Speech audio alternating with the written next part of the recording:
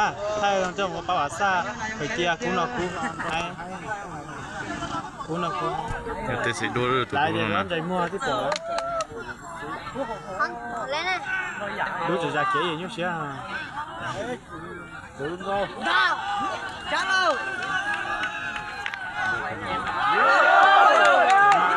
man tạo tiêu tiêu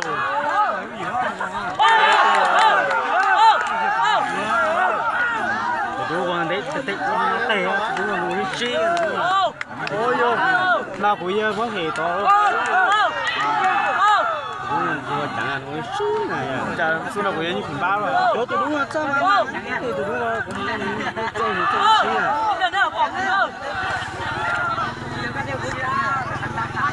ôi ôi ôi đúng không ôi yo ơi vô tử lại vô tử lại vô tử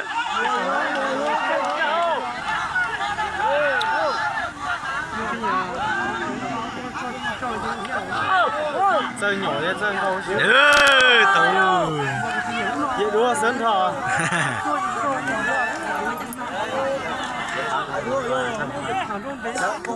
nó có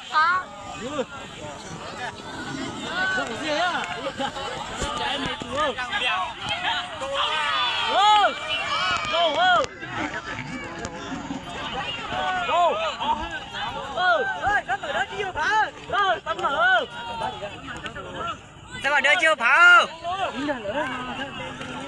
những cái bạn nữa tiêu có bóng nó cũng nhai rồi đó giải đá trên kia là hôm nay tụi mà nước sốt đuôi luôn mà mày tụi một lưới của tụi nhiêu của ta nè ta hôm nay tụi ai là hôm nay mày tụi nó đám bị cơ mua cá tử đi bia là đi lấy đá đi bia là ta đó là cái này có nước ly sắm lại ly của chúng nó như giá tử là không nhớ kìa ngang quá mẹ tôi chỉ lo như là mình chỉ lo như cái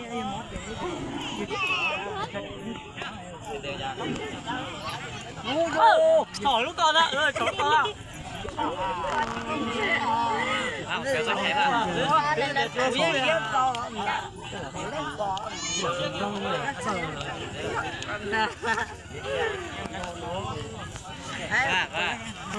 tôi đây lấy nó biết biết là bất ghê anh ta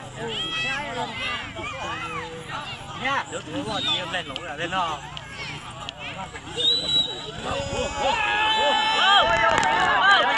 mà đấy không chưa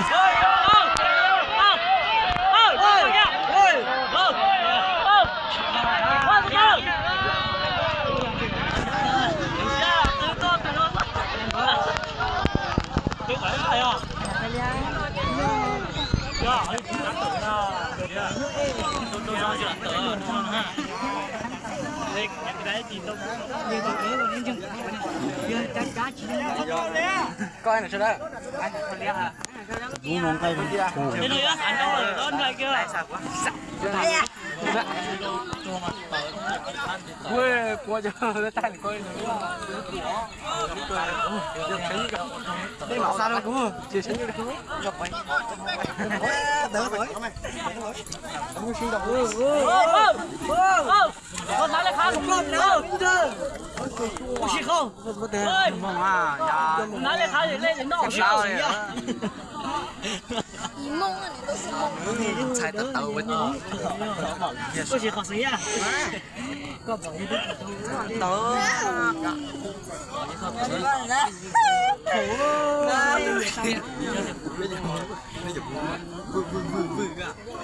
cái giống như vậy có lô vui à lô vui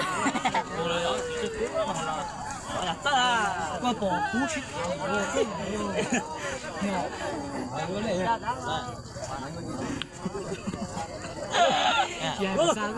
mua bóng mua vào cái gì nữa Một bó mùa cơ. Lao anh rồi. Rồi anh phải thử ha. Phải xóa này. Lên cho rồi. Wow. Chừng xe này nó. Tàn đi cái thằng em phải cởi. Thì bị chịu ra. Mi. Bây giờ mà hai con chó này nó tới trời ơi. Đấy thế này sản đi trên khu kia. Mọi mi. Wow. Ôi, chắc khó là giờ cũ nè. Mua hả? Sản gia giờ cũ đấy. Mua bao mua? Mẹ, mua lại ra. Mẹ, khen được có đâu. Cái này hảo à.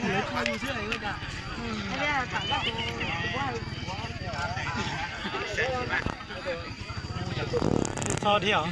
Sao đi theo chứ? Quá xíu chó à. Quá to à. Không đó. Đừng xe nữa.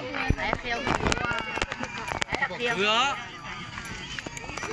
Theo của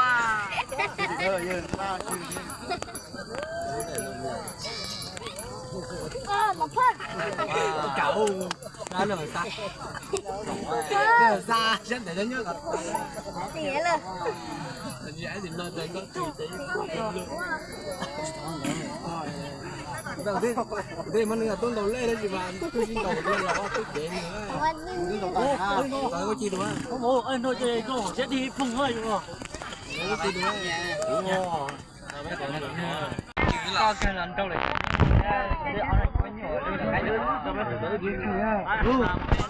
Biết chưa nha? Mà sao không mày à? Biết hỏi qua đi tú ấy lấy chi chát tới ư? Sao thế là được không biết.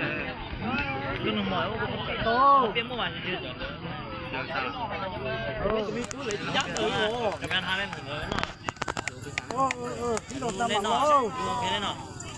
Thử bên nó ấy. Bảo đa cho chúng à.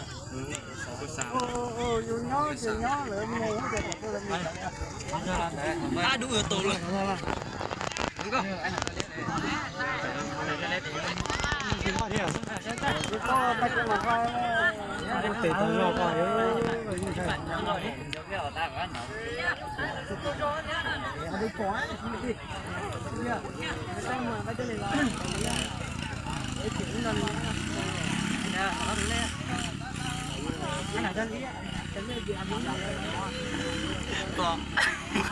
Có đuôi đâu bỏ sót cơ. Con nhốt tôi gì? Tối quá khổ. Ôi sữa ai tớ hẳn nha. Sai ư, ai làm gì vậy? Ai làm gì? Nhiều vật thao nè. Đồ tụi nó.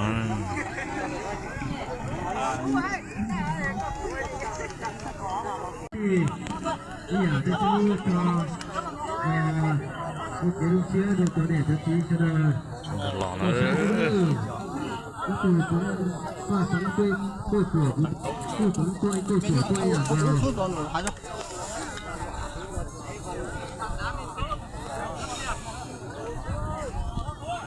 Tụi tao no ra sao tụi tao mà đâu xứ. Về đâu kiểu nó. Ôi. Nó đi chỉ đâu ya. Tao coi cái không nhớ không? Đi.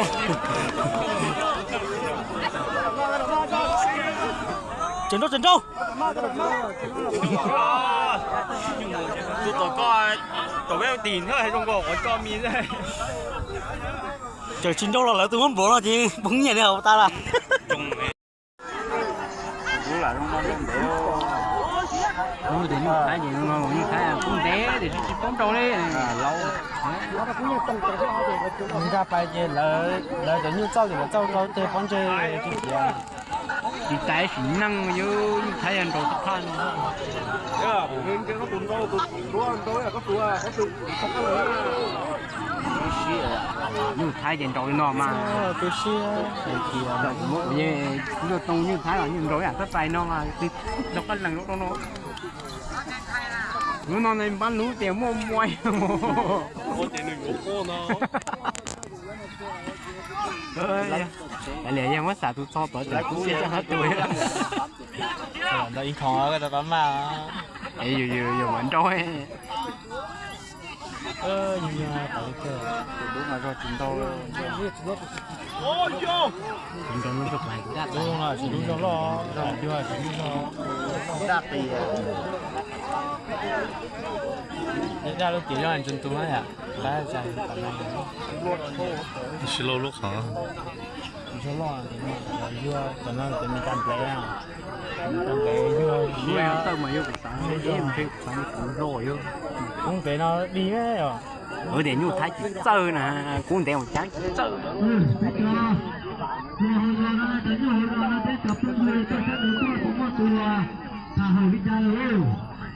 thằng nó cũng à thằng nó cũng à không thằng tôi đó tao nha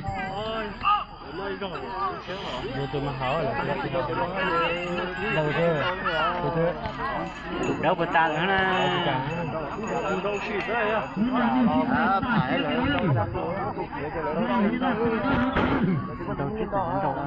con tổng đâu mà ta tôi để gì em có thể xa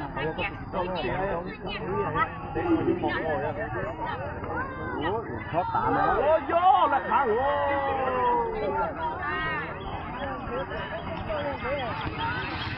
cho đúng tao cho chứ xa xa nó thì chúng thấy không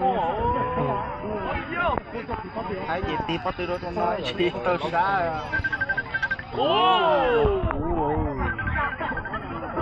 nghe được tiền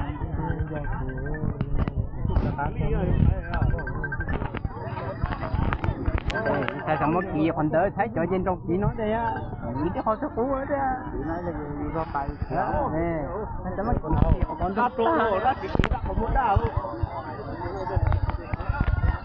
nó ở chứ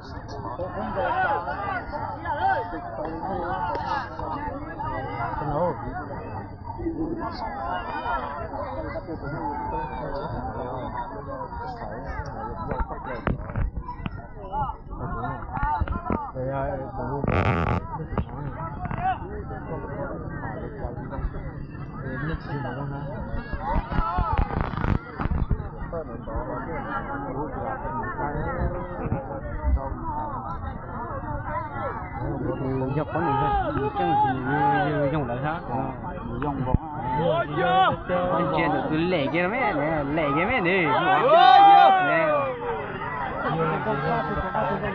mà rota ốp đê gì rota hả tàu bốn tàu sao tàu vua nữa cái mình còn lại sẽ cái mình còn lại ốp cái gì lại hả pha gì rota bác kia rota kia nó chạy đá nó ôi chả chỉ sủa rồi nó hay còn lúc bắt tan thế đủ ôi cho ta đủ phải á đủ lấy khánh rồi đủ cho ta trời ơi đã bỏ đủ đi tôm lọp lá là đã tiêu phí lò đưa sống này đi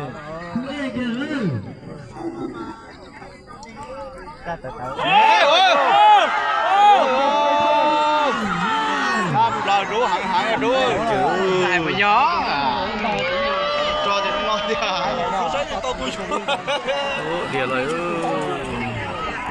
đây nè đồ nhiều thái rồi nó là tụ thế này tụ thế trồng trái cây ha tụi nó sẽ bắn trâu này tụi nó sẽ sống rồi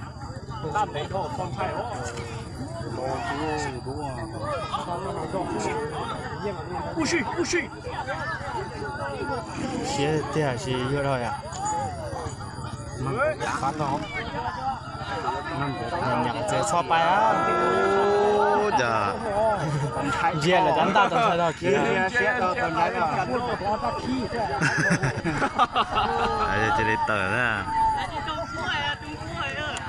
cái tự nhiên không để tới chuyện không rồi ô cái nó sát tụi lúa có sản to mà em vừa trong đó là con trai à lúa trong đâu tôi luôn muốn thấy có khoảng để thổ ra những cái này cho dù cũng chơi ô tài rồi cản đồ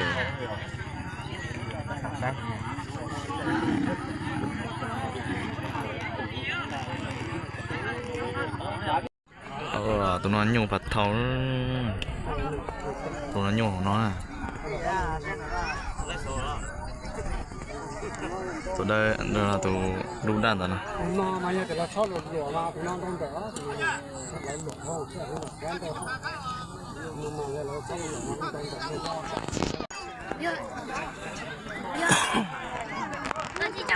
ơi đang lo chưa ra gì lại rồi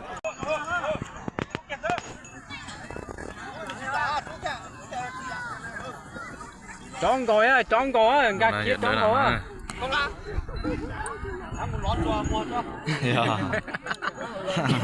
còn là sao dạ tôi tên là hai luôn ha rồi đồ xinh Cô đu ra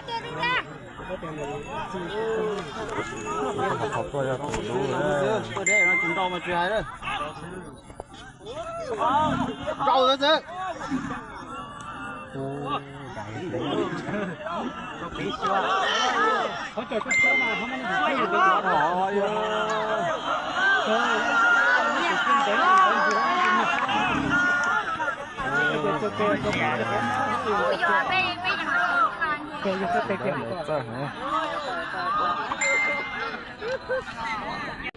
lấy những tay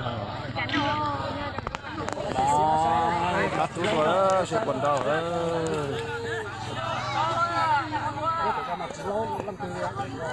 ơi nó tính là cái tôi là chuyện đâu đó tôi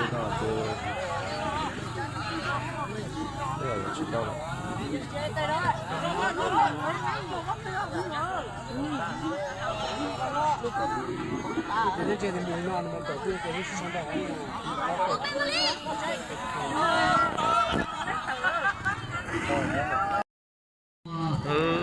vậy đó là đồn rồi vậy đủ một tí nữa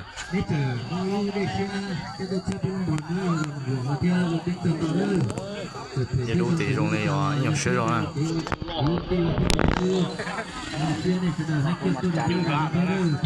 đâu à chỉ lan rồi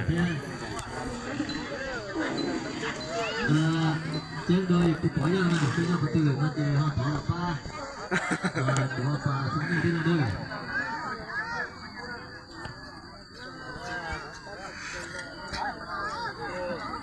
thế đó để chỉ biết nó chơi nó nói rồi nó thế thì đâu nó chơi rồi ra gì lo này không sẽ được không gì thế tôi mình chơi nhiều chỉ on là tụi đu đó nè nó nhiều vấn mà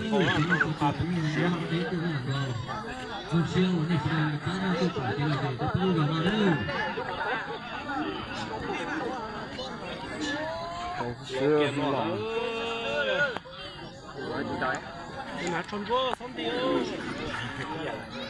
ăn lẩu kia nhiều rạ rồi sao hứa lùi giả nó thôi cuốn đầu rầu tụi đó lọt cười rồi đầu kia lùi giả nó ship pin nè đầu xưa chờ luôn mà đầu tư đầu mà chỉ hai lấy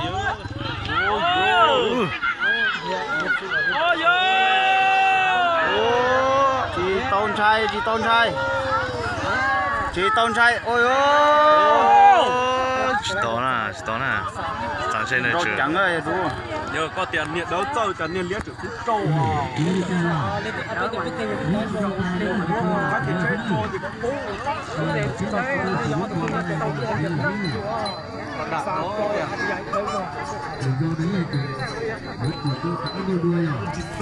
ô chẳng có tới